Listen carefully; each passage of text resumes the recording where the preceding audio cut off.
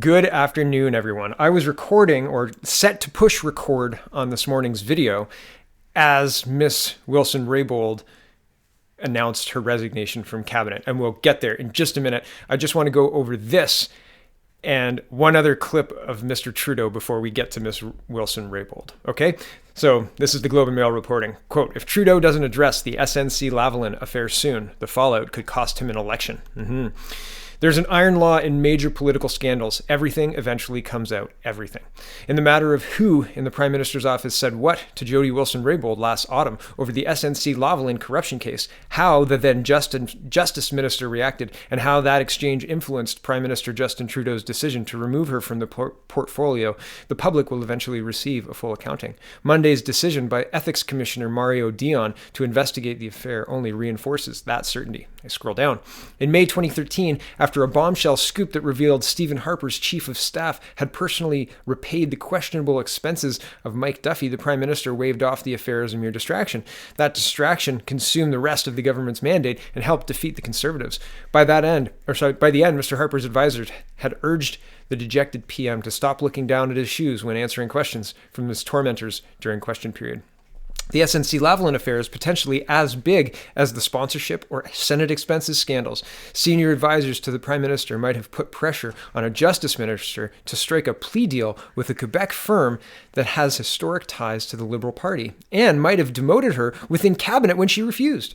The government is attempting to handle the affair through legalistic non-statements by Mr. Trudeau, buttressed by conversations between reporters and anonymous officials in which the officials insist no one put pressure on the former Justice Minister to do anything, adding, sotto voice, that she happens to be ill-tempered and difficult to work with.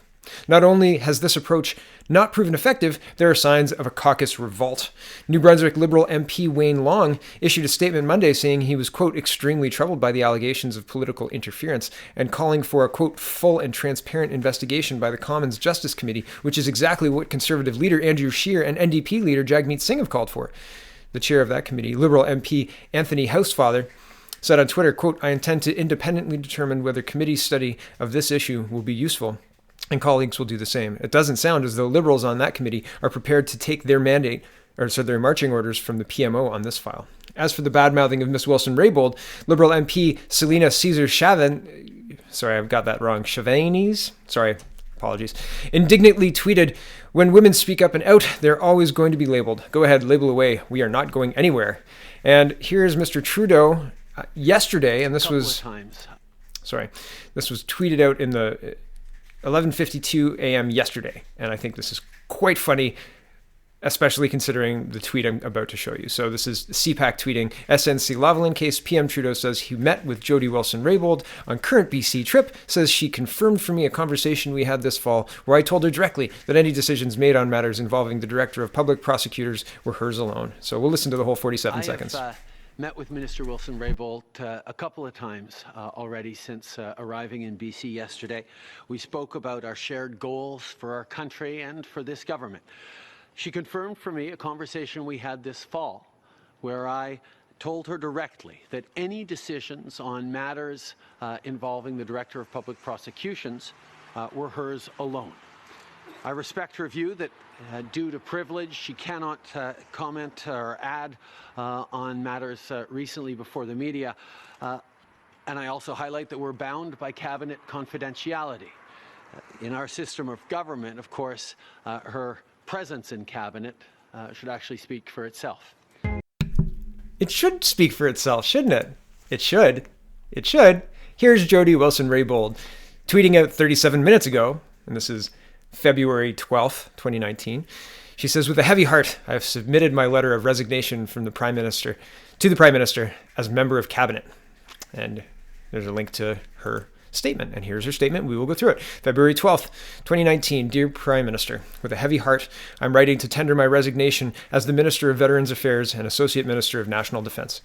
I want to thank all Canadians, and in particular the residents of Vancouver Granville, who put their trust in me and supported me as Minister of Justice and Attorney General of Canada, and as the Minister of Veterans Affairs and Associate Minister of National Defence. When I sought federal elected office, it was with the goal of implementing a positive and progressive vision of change on behalf of all Canadians and a different way of doing politics. My resignation as a member of the Crown in no way changes my commitment to seeing that fundamental change achieved. This work must and will carry on. To Canada's veterans and their families, I have the deepest admiration and respect for you. This decision is in no way reflective of my desires to see your service and sacrifice upheld and honored. A reflection of my desire, yeah. I only wish that I could have served you longer. To my officials and ministerial staff, thank you for your hard work in the service of all Canadians. I'm truly grateful for all that you've done and will continue to do. I'm aware that many Canadians wish for me to speak on matters that have been in the media over the last week. I'm in the process of obtaining advice on the topics that I am legally permitted to discuss in this matter, and as such, have retained the Honorable Thomas Albert Cromwell, CC, as counsel. Again, my thanks to all Canadians, regardless of background, geography, or party affiliation. We must stand together for the values that Canada is built on and which are the foundation for our future. I look forward to continuing to serve as the Member of Parliament for Vancouver Granville. Respectfully, Jody Wilson-Raybould. So she uses her resignation letter to say, I've retained counsel. Isn't that interesting? And that's the first time I read that letter through. So that's the first thing that jumped out at me. I'm aware people want me to speak about this, so I got a lawyer to tell me what I could say. And by the way, I'm resigning from the Prime Minister's cabinet.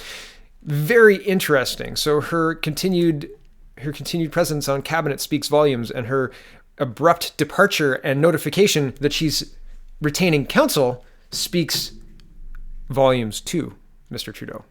Interesting. Very, very interesting. I really did have a whole other video talking about money laundering and all sorts of policy stuff. So that'll possibly come out later on today. We'll see. It is a snow day, so kids are home and everything's shut down. So who knows? Who knows what I'll get done, but we'll see.